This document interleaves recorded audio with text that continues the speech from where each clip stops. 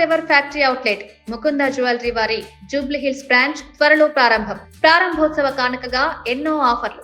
భారతదేశంలో రైల్వే సేవలు ప్రపంచంలోని ఇతర దేశాలతో పోలిస్తే అత్యంత చౌకగా అందుబాటులో ఉన్నాయని రైల్వే మంత్రి అశ్విని వైష్ణవ్ పార్లమెంట్లో వెల్లడించారు.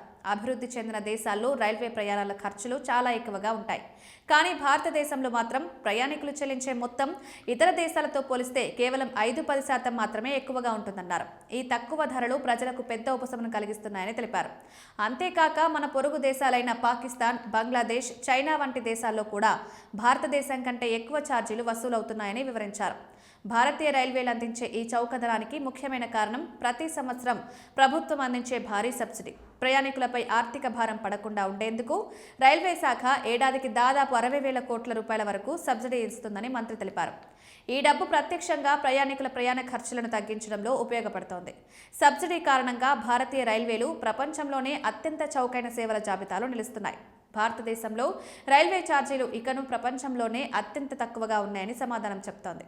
ఉదాహరణకు 350 కిలోమీటర్ల ప్రయాణానికి భారతదేశంలో టికెట్ ధర ఇతర దేశాలతో పోలిస్తే చాలా తక్కువ. ప్రపంచ బ్యాంక్ 2012లో ఇచ్చిన నివేదిక ప్రకారం భారత రైల్వేలు ప్రయాణికుల నుండి కిలోమీటర్కు కేవలం 1% మొత్తాన్ని మాత్రమే వసూలు చేస్తున్నాయని పేర్కొంది. ఇది ప్రపంచ సగటు అయిన 9.4 సెంట్ల కంటే చాలా తక్కువ. 2025లో ఛార్జీలు కొంత పెరిగినా లాభ మార్జిన్ ఇంకా చాలా తక్కువగానే ఉంది. నాన్ ఏసీ రైళ్ల లాభం కేవలం కిలోమీటర్కు 1 పైసా మాత్రమే.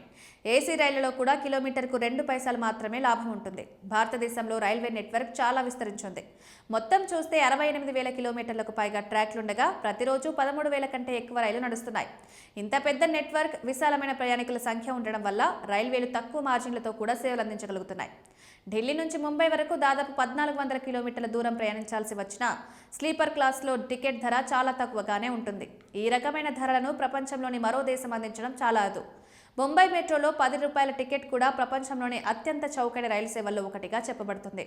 పొరుగు దేశాల్లో రైల్వే ఛార్జీల పోలిక భారత రైల్వే ఛార్జీలు ఎంత చౌకో అర్థం చేసుకోవాలంటే పొరుగు దేశాల్లో ఉన్న ధరలను పరిశీలిస్తే స్పష్టమవుతుంది. పాకిస్తాన్లో 350 కిలోమీటర్ల రైలు ప్రయాణానికి సుమారు ₹400 వరకు ఖర్చు అవుతుంది. బంగ్లాదేశ్లో అదే దూరం ప్రయాణానికి ₹323 చెల్లించాలి. చైనాలో ఈ దూరానికి 500 వరకు ఖర్చు అవుతుంది. ఈ ధరలను పోల్చితే భారతదేశంలోని టికెట్ ధరలు నిజంగా చాలా తక్కువగా ఉన్నాయని తెలుస్తోంది. రైల్వే శాఖ అందించిన సమాచారం ప్రకారం భారత రైల్వేలు ప్రయాణికుల విభాగంలో లాభాల కంటే నష్టాలను ఎక్కువగా చూడాల్సి వస్తుంది. 2025 డేటా ప్రకారం రైలు ఛార్జీలు ప్రయాణికుల ప్రయాణ ఖర్చులో కేవలం 54% మాత్రమే కవర్ చేస్తాయి. అంటే రైల్వేలు ఒక్కో ప్రయాణికుడి మీద ₹100 ఖర్చు చేస్తే దానికి బదులుగా ₹54 మాత్రమే తిరిగి వస్తాయి. మిగిలిన మొత్తాన్ని ప్రభుత్వం సబ్సిడీ రూపంలో భర్తీ చేస్తోంది. 2023-24 సంవత్సరంలో రైల్వేలకు 60,466 కోట్ల సబ్సిడీ ఇచ్చారు. 2024-25లో కూడా దాదాపు 60,000 కోట్లు అందించారు. ఈ భారీ ఆర్థిక సహాయం వల్లనే రైల్వేలు చౌకగా సేవలు అందించగలుగుతున్నాయి.